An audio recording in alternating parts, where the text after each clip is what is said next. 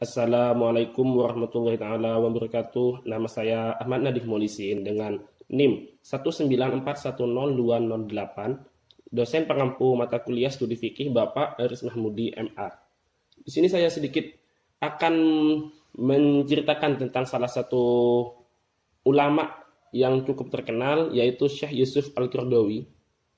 Syekh Yusuf Al-Qaradawi memiliki nama lengkap Muhammad Yusuf Qaradawi. Beliau lahir di daerah Safat Turab, Mesir pada tanggal 9 September 1926.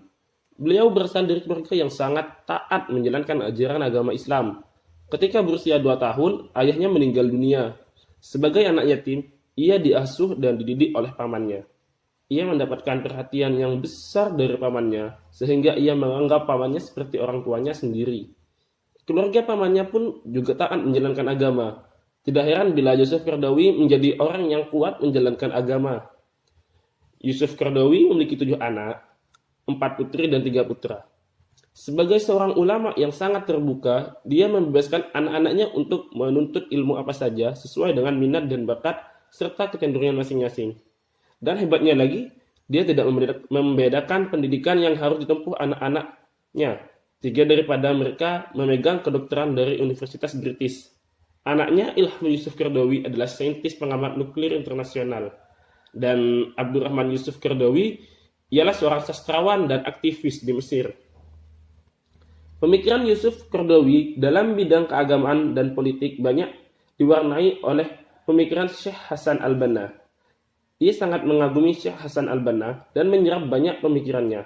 Baginya, Syekh Hasan Al-Banna merupakan ulama yang konsisten mempertahankan kemurnian nilai-nilai agama Islam tanpa terpengaruh oleh faham nasionalisme dan sekularisme yang diimpor dari barat atau yang dibawa oleh penjajah ke Mesir dan dunia Islam. Mengenai wawasan ilmiahnya, Yusuf Qaradawi banyak dipengaruhi oleh ulama-ulama Al-Azhar. Walaupun sangat mengagumi tokoh-tokoh dari kalangan Ikhwanul Muslimin dan Al-Azhar, ia tidak pernah bertaklid kepada mereka begitu saja. Hal ini dapat dilihat dari berbagai tulisannya mengenai masalah hukum Islam, misalnya mengenai zakat pengalihan profesi yang tidak dijumpai dalam pemikiran kitab-kitab klasik fikih dan pemikiran ulama lainnya. Ketika berusia 5 tahun, Syekh Yusuf Qaradawi telah dididik menghafal Al-Quran secara intensif oleh pamannya. Dan pada usia 10 tahun, ia sudah menghafalkan seluruh Al-Quran dengan fasih. Bukan hanya itu, kefasihan dan kebenaran tajwid serta kemerduan qiraatnya menyebabkan ia sering disuruh menjadi imam masjid. Prestasi akademik Yusuf Qaradawi pun sangat menonjol, sehingga ia meraih lulusan terbaik pada Fakultas Ushuluddin di Universitas Al-Azhar Kairo Mesir pada tahun 1952-1953. Kemudian, ia melanjutkan pendidikan ke jurusan khusus bahasa Arab di Al-Azhar selama 2 tahun.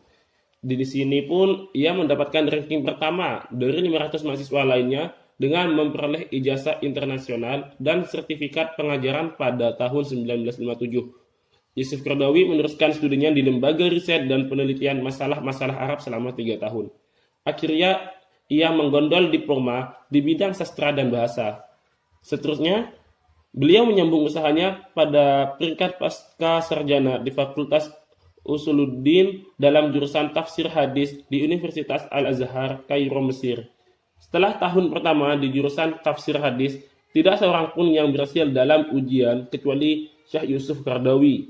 Selanjutnya, ia mengajukan tesis dengan judul Fikih Az-Zakah. Ia mengajukan dan berhasil meraih gelar doktor. Pada tahun 1977, Syekh Yusuf Qaradawi diangkat sebagai Ketua Fakultas Syariah dan Studi Islam di Universitas Qatar dan sekaligus menjadi dekan di sana. Pada tahun yang sama, beliau mendirikan Pusat Penyelidikan Sirah dan Sunnah. Dalam perjalanan hidupnya, Yusuf Qaradawi pernah mengenyam pendidikan penjara sejak dari mudanya. Saat Mesir dipegang Raja Farouk, dia masuk bui tahun 1949 saat umurnya masih 2-3 tahun karena keterlibatannya dalam pergerakan Ikhwanul Muslimin.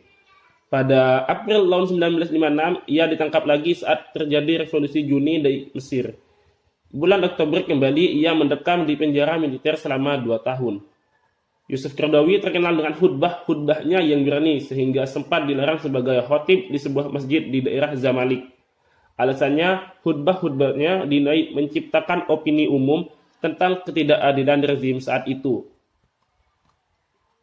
Menurut pendapat para intelektual Muslim yang mengenal pemikiran Yusuf Qaradawi, mereka setuju pemikiran Yusuf Qaradawi banyak terpengaruh oleh guru-gurunya, di antaranya Syekh Hasan al-Banna, Syekh Mahmud Shaltut, dan Syekh Muhammad al-Ghazali. Dalam banyak kesempatan, beliau mengatakan bahwa beliau tidak pernah terpengaruh dengan seseorang yang hidup lebih dari terpengaruhnya oleh Hasan al-Banna.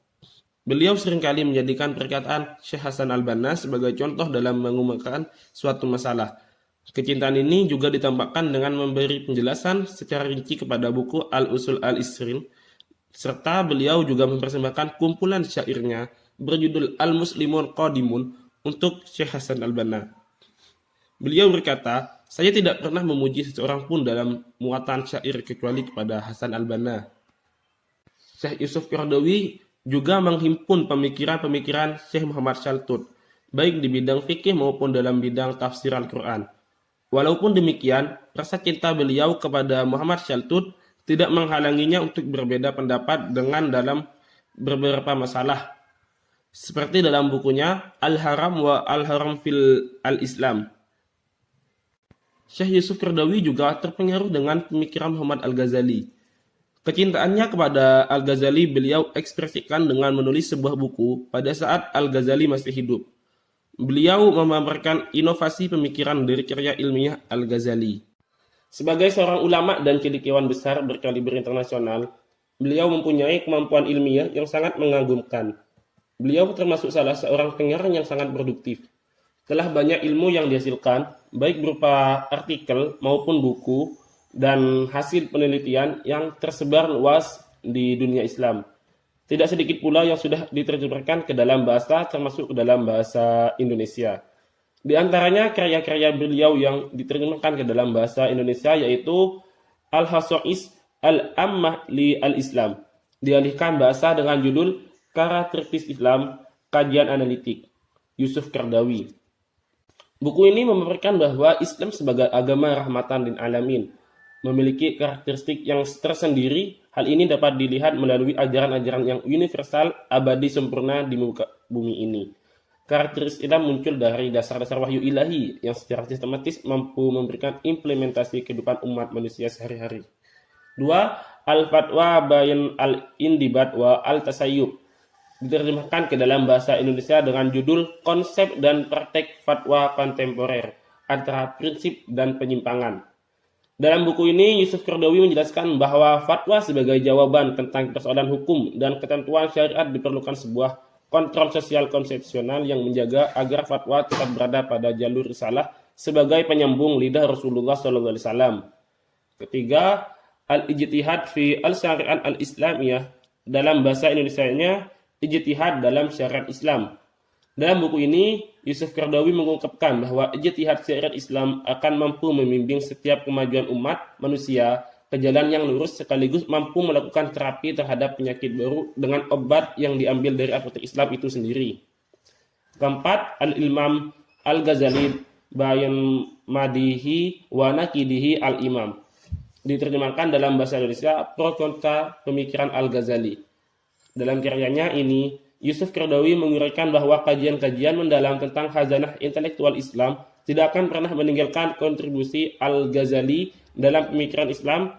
Berikut pengaruhnya yang luar biasa terhadap praktek keagamaan di dunia Islam. Hal ini dapat dicermati dalam beberapa karya beliau yang berkenaan dengan usul fiqh, ilmu kalam, sosiologi, psikologi, metafisika, dan fisika. 5. Asas al-fikir al-hukum al-Islam. Dalam bahasa Indonesianya adalah dasar pemikiran hukum Islam. Yusuf Qaradawi memberikan gambaran mengenai pokok-pokok yang mendasar tentang ilmu fikih, sehingga masyarakat awam dapat mengikuti apa yang sedang terjadi dalam setiap perkembangan hukum Islam dewasa ini. Sekian kisah singkat tentang Syekh Yusuf Qaradawi. Kurang lebihnya mohon maaf. Terima kasih. Wassalamualaikum warahmatullahi wabarakatuh.